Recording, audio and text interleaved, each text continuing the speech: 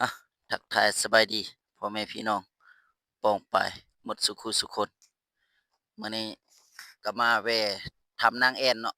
แต่ว่ามันหนาวพะลึกเฮาสิบ่ได้เข้าทำเนาะพ่อแม่พี่น้องเฮาเด้อเอ้มาลูกชายโลดก่อน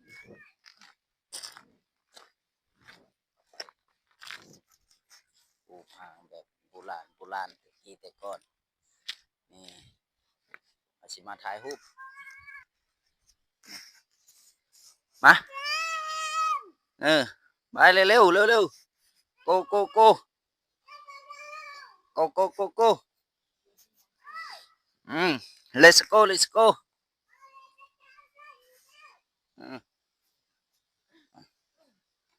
เปื้อนและตีนน่ะนะอะนี่บอนเพิ่นเจ็บปีเออ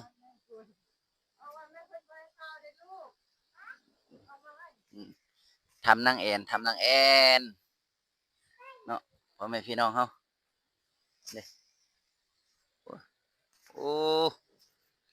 นี่ทำนางแอ่นพ่อแม่พี่น้องเฮาก็เลยมาแวะอยู่นี่สุดสวยงดงามหน่อยหนึ่งเนาะนะไอ้ลูกไอ้ลูกไปถ่ายรูปวะไปถ่ายรูปไปเออ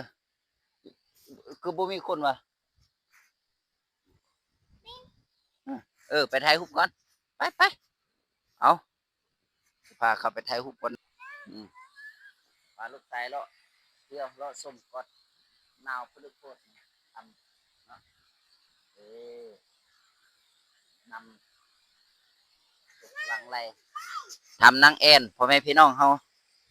นี่แต่ว่าเฮาสิบอกเขาเนาะ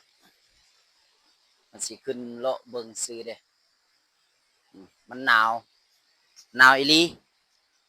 นี่แม่นเด้พูดผู้ใดบ่เคยมาบ่เคยชมอะมาชมมาอยู่นำกันเด้นี่นำบักคักๆพุ่นเข้าไปทางในพุ่นแหละนี่แต่ว่าเฮาสิบ่เข้าไปเนาะบ่เข้าไปได้ยานเนาะอืมนี่มีทางเข้าถ้ำแล้วก็ทางออกโอ้นี่ลูกชายคนหล่อคู่ใจนี่เพิ่นเขียนว่าทำนางแอ่นเนาะเอ้พูนทางรูปเนี่ยงามพ่อแม่พี่น้องมาเบิ่งนำกันงามหลายพูนนะนำพูนเอาฝากกดไลค์กดแชร์กดติดตามเป็นกำลังใจหาคลิปดีๆมาให้พ่อแม่พี่น้องเฮาได้รับชมได้เบิ่งได้ทางรูปเป็นจังซี่แหละนี่ทางนี้ผู้พาป่าไม้เอาขอบใจ